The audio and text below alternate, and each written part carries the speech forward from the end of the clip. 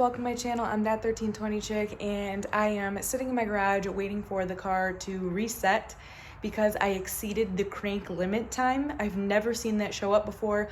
I've been reading the Ford website, figuring out what the heck that means. Bryan is currently having a lot more fun than I am, and I will show you that. But while he's gone, I was trying to have fun and go to a car meet with my friend Ken with the orange car, and apparently my car hasn't seen this cold of weather in a while, and now it is freaking out. So I've been waiting about 5 or 6 minutes. The website says to wait 15 to 30, and it doesn't always go away. So I wonder if it's having an issue because now it has a check engine light because of this. I do know how to unplug the battery. It's just kind of a pain in the ass in this car, and I don't really feel like doing that. So I'm just gonna sit here for a few more minutes. If it doesn't start, I'm literally going to call it a night. Although I was trying to load the car up. My dad's supposed to come over in a little bit to help me. So I don't know if he's gonna have to bring over his HP tuners to override this. I have a feeling it's not gonna be one of those things that he can do that with, and we're literally just gonna have to wait or unplug the battery. So I'm gonna sit here for a couple more minutes, hopefully get this thing going, because I really wanted to not sit at home all night tonight doing nothing and figure this bad boy out. All right, we're gonna try again. Normally it jingles, it does all this, but it still has a check engine light. It says full access power activated, no active exhaust. That's because I don't have my mufflers on. Door ajar, the normal things go on. Everything seems to be normal, and then it throws a check engine light, but the engine light is now blinking. Nope, it's not ready yet because it's like locked to the pedal. So the gas pedal or the brake pedal is locked, and I have nothing I can do. It says on the website not to unplug the battery, but at this point I don't know what else to do except wait another 20 minutes, I guess, and I really don't want to have to do that. Next day, so last night I did end up having to sit in my car for about 30 minutes, and the ignition still didn't let me start it. So I know you're probably thinking, why didn't you just unplug the battery and reset it? Well, I was just being lazy, let's be honest. And I kind of wanted to see how long it actually took, because I was reading all on the Ford website what that meant, and I was reading on the 6G Mustang forum people who had experienced the same thing. So I kind of was sitting in it just to kind of see how long it actually did take. A lot of cases on the 6G forum said anywhere between 15 and 30 minutes. So I just wanted to see. I did end up having to sit in the car for about 35 minutes. And then my parents ended up stopping by, and my dad actually helped me load up the car. So I wanted to load it up because Bryan's not going to end up being back from picking up the Porsche and flying back in until like 4:30 today. And then there's rush hour from the airport because of that time. So we're probably not going to leave for Bowling Green until like 6, unfortunately. So I've been trying to do everything I can to load up. So I'm actually waiting for a pair of pants to dry. So I figured while I'm waiting, I actually ended up just loading the bed up. But thankfully my dad helped me pull the car on, and then I just loaded everything up. We have a few more things. I'm gonna go take the fuel jugs to my dad's shop right now and actually fill them, because we have the 30-mile cruise, or 30-mile cruise that we have to do for True Street. That's the only class I'm able to run in with this blower, but I am going to strap the car down really quick and then run my errands, come back when the pants are finally done, because why does shit take so long to dry, and then hopefully be 100% ready for when Bryan gets home.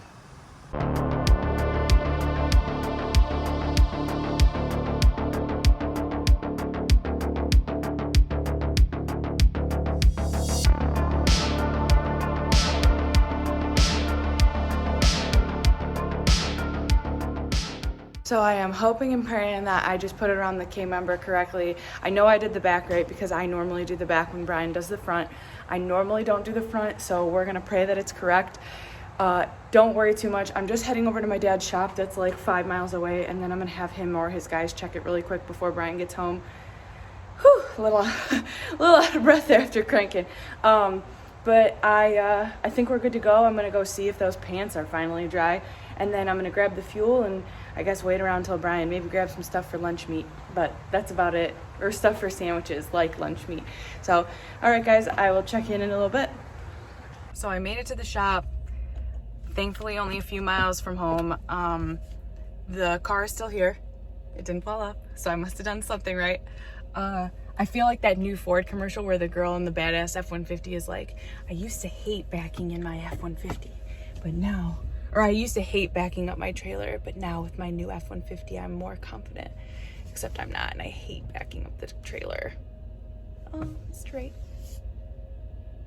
Just trying to back it up so it's not 100% in the way at my dad's shop. Not mad about it. I'm just gonna leave it here for a second and have them check it, so hopefully it's right. All right, so thankfully I ended up with Dad's stamp of approval. He said I did pretty good of a job for a girl. Love you, Dad. So I am here at my parents' house just having lunch with my mom. Wait until Brian's flight gets in, and I actually strapped my car in correctly, so I'm really proud of myself, and I just backed up in front of my mom's house. So, ooh, the truck looks like it's Carolina leaning. That's not good.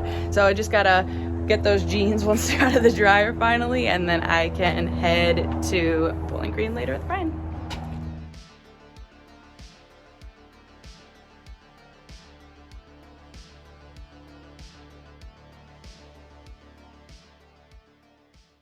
As Joe alluded to, I am currently not in Michigan, so I am in Charlotte, North Carolina right now, on a connected flight, heading to the end goal of Boston, Massachusetts.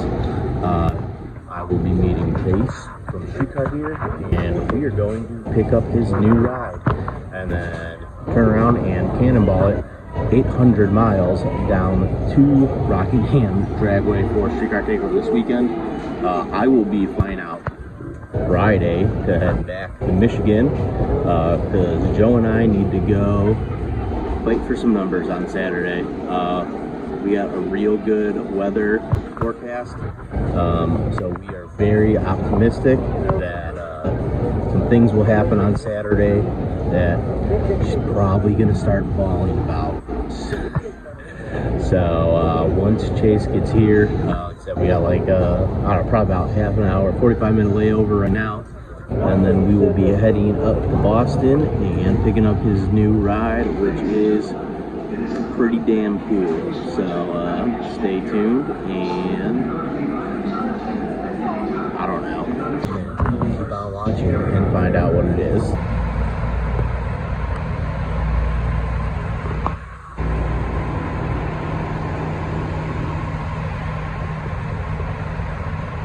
Hi. Hi. What are you doing? Just out here doing it, man. Just out here doing it, you know. Did you call us our limo? Yeah. I think he's coming to get us in a Lexus. I wonder if that's him right there. That little silver one? Yeah.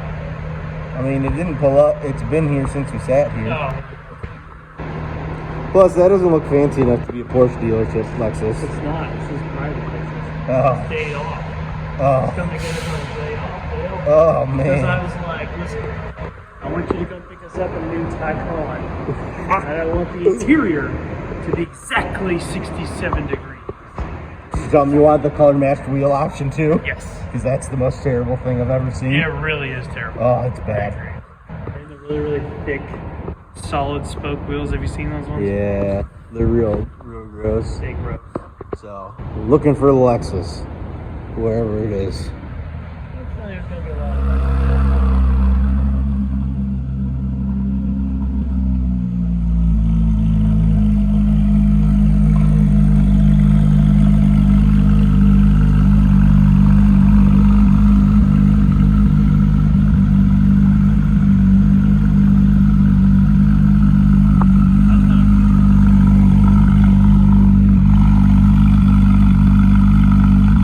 Dude, that's sweet that nav is up there in the cluster.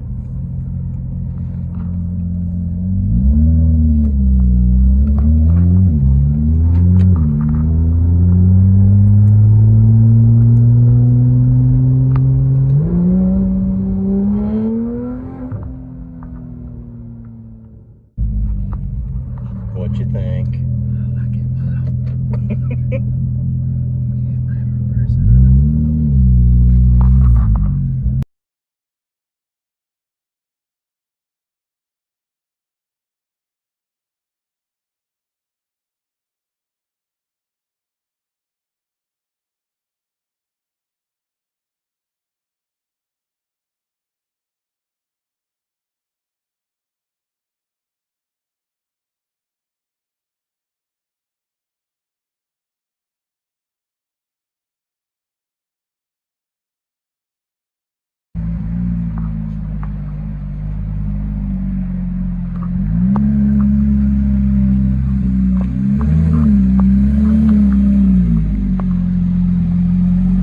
know it looks red, but I promise you, this car is not red.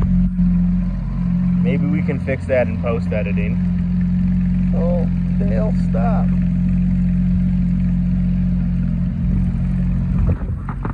So, hour and a half update later. We're still at the dealership and we haven't done paperwork yet, so. Oh, damn it. I found the orange on my camera. I found the orange. It's not red. Chase, you officially own a Porsche GT3. I do. How's it feel? Very exciting, if I'm being honest with you. I am really excited about this one filler. Woo! So I waited a long time for this and we made it happen. So very pumped. Shout out to Porsche of Norwell. Just out here doing it, you know, our boy William Brazel. William Brazel. William Brazel. So, Best dang salesman in all of Norwell. in 10 counties up here. It's probably all there is up here, so. You like this? Oh, It nice. doesn't get all the Lindy stuff on it. Hells fella. yeah. I like it. Yeah. All right, I'll give we're- you guys that one for free. Yeah, we're prepping for the trip. Yep. We'll be back.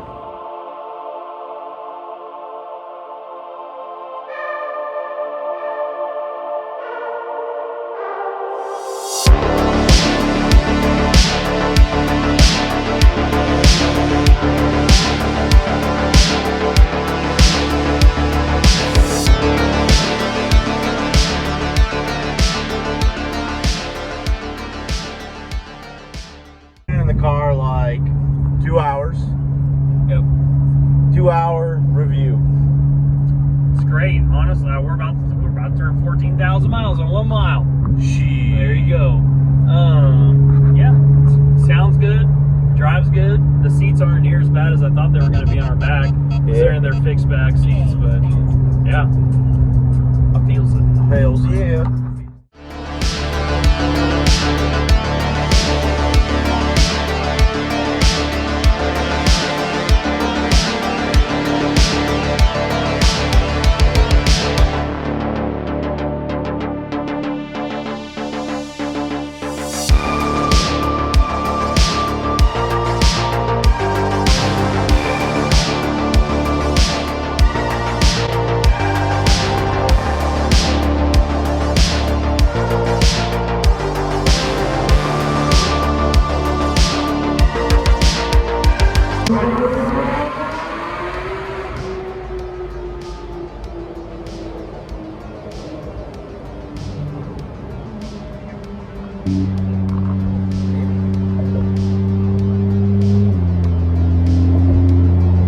Goodbye, New York.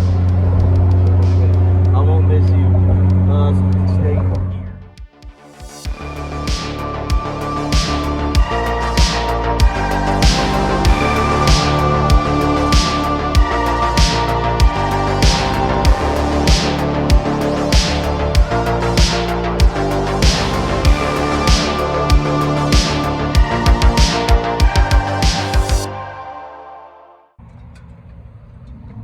Well, when you buy a car with a picnic table attached to it factory, you got to utilize it as a picnic table. You got the Lord's breakfast. We're gonna fill up, and then we're hitting the road. We're in somewhere in fucking Maryland. So Aberdeen, Maryland. So we got another 7 hours today, and then we're good. Yes, sir. Yes, sir. Razor. Oh my gosh, look at that. That guy is calling with his Camry. Oh, Billy Brazel would be happy. yeah, it would. You got, what is that? Something from Home Depot. This is Bryan and Chase, and we're here to play you the song of a 2016 GT3.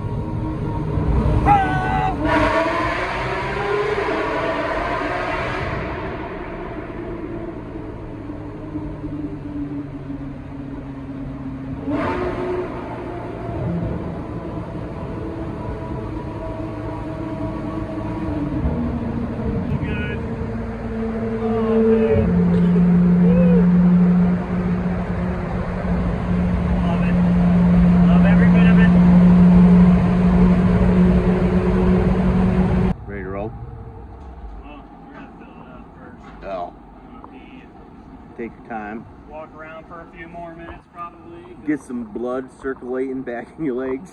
Dude, I don't know, man. The older I get, the longer I sit in the driver's seat, like my hips start to hurt for some reason. Which is weird. Probably Because your old. of all the below the waist injuries I've had, I've never hurt my hips before. Yeah. So, Sorry, all the sports cars just pushing in on you, and your bones are weak and collapsing.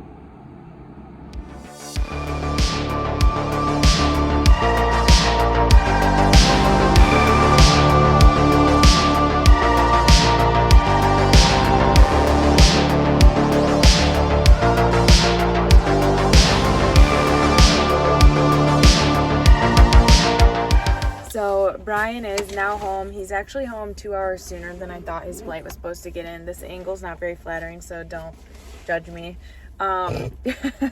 We put a little mount in so we could listen to movies while we're driving.